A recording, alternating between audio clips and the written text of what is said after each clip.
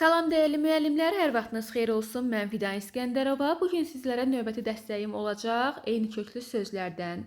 İlk olaraq xahişim odur ki, eyni köklü sözlər cərgəsini düzgün tapmaq üçün sözləri düzgün kök və şəkilçiyə ayırmaq lazımdır.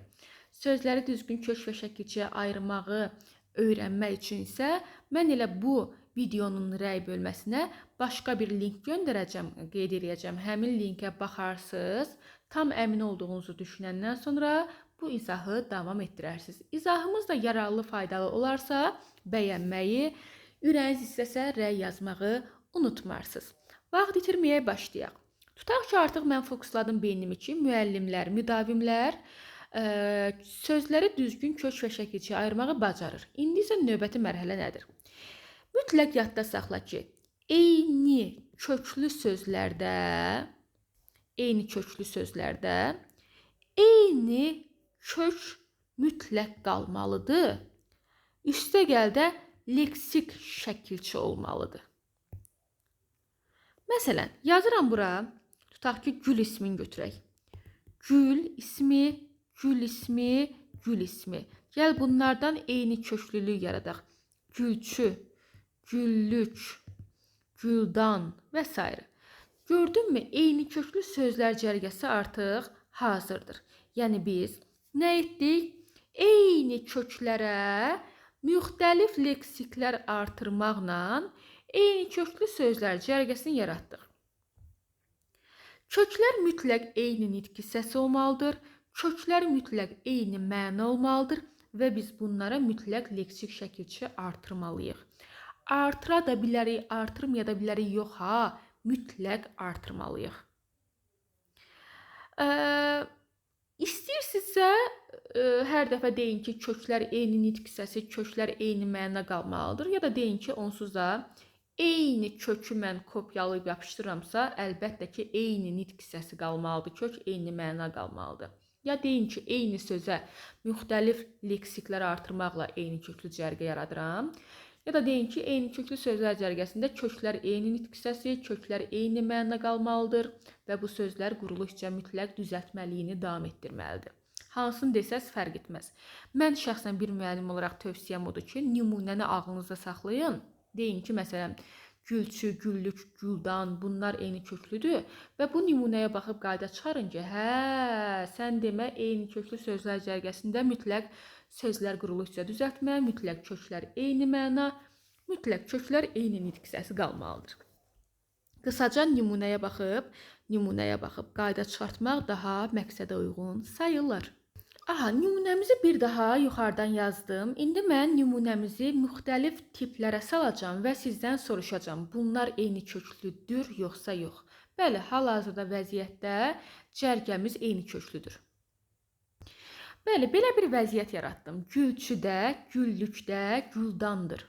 Bu cərgə eyni köklüdürmü? Sizcə, hə, yoxsa yox? İzahı dayandırın, özünüz fikrinizi verin, daha sonra izahı davam etdirərsiniz. İndi başlayaq izaha. Bəli, eyni köklüdür. Bəli, eyni köklüdür. İndi verdiyim nümunədən qayda çıxarıram. Eyni köklü sözlər cərgəsində könüllü olaraq ürəyimiz istəyirsə, əlavə olaraq qrammatik şəkilçi də ola bilər. Demirəm qrammatik mütləqdir. Qrammatik şəkilçi də ola bilər. Leksik mütləqdir, çünki biz düzəltmə sözlər cərgəsi axtarıq. Amma qrammatik könüllüdür, istəyirsənsə qoy. Növbəti sualımı vermək istəyirəm. Bu cərgə eyni köklüdürmü? Gülçü, güllük, güldan. İzahı dayandır, cavabını ver, daha sonra izaha qulaq asaq. Bəli, eyni köklüdür. İndi sual verirəm. Gülçü hansı nitq hissəsidir? Güllü hansı nitq hissəsidir? Güldan hansı nitq hissəsidir? İzahı dayandır. Gülçü isim, güllü sifət, güldan isim. İndi sualı belə verirəm. O zaman eyni köklü sözlər cərgəsi müxtəlif nitq hissələri ola bilərmi? Bəli, ola bilər. Oldu da. Bu isimdir, bu sifətdir, bu isimdir. Ay müəllim, bəs necə oldu? Dəyərli müdavim, bu iki cümləni yadda saxla. Eyni köklü sözlərin kökü mütləq eyni nitq hissəsi olmalıdır. Eyni köklü sözlərin özü fərq etməz hansı nitq hissəsidir. Yəni sən bu cərgədə nə yaratdın, nə düzəltdin, qətiyyən vecinə olmasın. Qətiyyən, türklər demiş, umrunda olmasın. Sənə maraqlı olmasın. Ona görə də istər sən bu cərgədə insan yarat. Bax, mən burada insan yaratmışam, burada isə əlamət yaratmışam, burada isə bir cansız varlıq yaratmışam. Bax, nə yaradırsan, nə peyda edirsən, insandırmı, heyvandırmı, sifətdirmi, saydırmı, nə istəyirsən yarat. İsim mi yaradırsan, sifət mi yaradırsan, özün bil. Mən yaradılışa baxmıram burada. Mən eyni köklü sözlərə baxıram. Yetər ki, köklər eyni olsun, yetər ki, köklər eyni nitq hissəsi, eyni məna qalsın. Yetər ki, sözlər cərgəmiz düzəltmə olsun. Day nə düzəltmirsən, özün bilərsən. O səbəbdən qaydalarımızı ümumiləşdirək. Eyni köklü sözlər cərgəsində sözün kökü mütləq eyni nitq hissəsi olmalıdır. Eyni köklü sözlərdə sözün kökü mütləq eyni məna olmalıdır. Eyni köklü sözlərdə nə düzəltmirsən maraqlı deyil. İnsan mı yaratdın, heyvan mı yaratdın, isim mi düzəltdin, sifət mi düzəltdin, qətiyyən maraqlı deyil. Eyni köklü sözlərdə hökmən leksik şəkilçi olmalıdır, çünki mütləq düzəltmə sayılmalıdır cərgə. Amma eyni köklü sözlərdə qrammatik şəkilçi də ürəyin istəyirsə əlavə edə bilərsən. Olmalıdır, yox, ola da bilər. Bunu yadda saxla. Daha sonra bu hissəyə davam edək. Eyni köklü sözlər var. Bir var bu mövzu, bir də var eyni sözün müxtəlif formaları. Birinci buradan başlayaq. Eyni sözün müxtəlif formaları deyəndə eyni söz götürüb ona qrammatik şəkil artıracaqsan. Eyni sözün müxtəlif mənaları deyəndə eyni söz götürəsən onlara müxtəlif leksiklər artıracaqsan. Deməli, birinci cərgə oldu.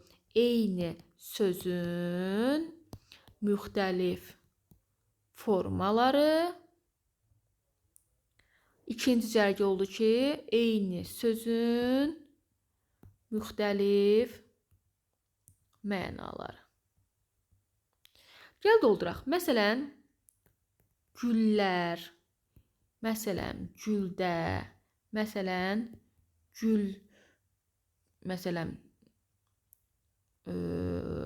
güldür.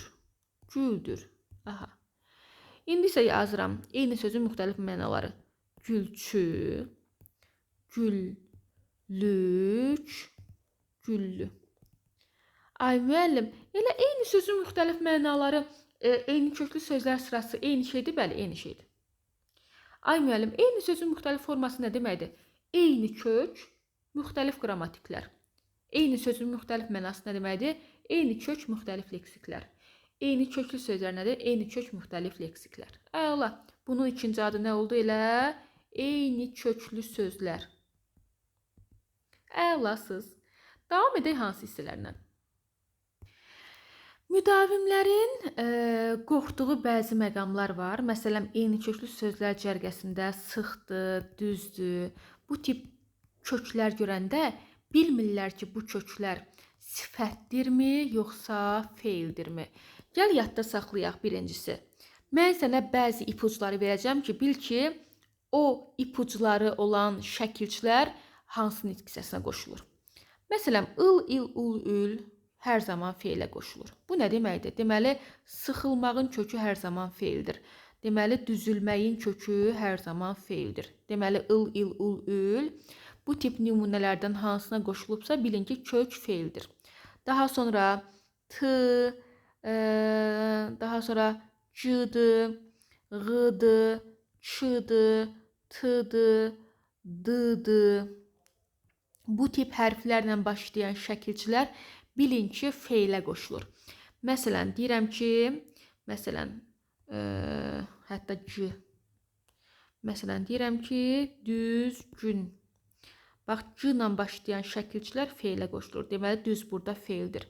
Məsələn, deyirəm ki, məsələn, tutaq ki, azğın. G ilə başlayan şəkilçi feil şəkilçisidir. Deməli, bu feilə qoşulur. Məsələn, deyirəm ki, boyatdı. Məsələn, yumurtanı boyatdı. T ilə başlayan şəkilçi feilə qoşulur. Deməli, burada boya feildir. Hətta bura q da yaza bilərəm. Məsələn, deyirəm ki, boyaqçı. Q ilə başlayan şəkilçi feilə qoşulur. Deməli, boya burada feildir. Gəlin, indi nümunələr yazaq. Məsələn, deyirəm ki, sıxıl, sıxıcı, sıxıntı. Elə bunu da yadda saxlayın. Onsuz da ıl ili yazmışdım. Intı, inti, untu, üntü də hər zaman feilə qoşulur. Icı, ici, ucu, ücü də hər zaman feilə qoşulur. Deməli, ıl hər zaman feilə qoşulur. Icı hər zaman feilə qoşulur. Intı hər zaman feilə qoşulur. Deməli, sıx feildir, sıx feildir, sıx feildir. Belə də yadda saxlaya bilərsiniz. Belə dəyərli müəllimlər, ümid edirəm ki, qısa və konkret izahlarımız sizə faydalı, yararlı olur. Bu tip izahların davamının gəlməni istəyirsinizsə, bizə də motivasiya olsun deyə izahlarımızı bəyənib, rəy yazmağı unutmarsınız. Sağ olun, növbəti izahlarda görüşmək ümidi ilə özünüzə yaxşı baxın.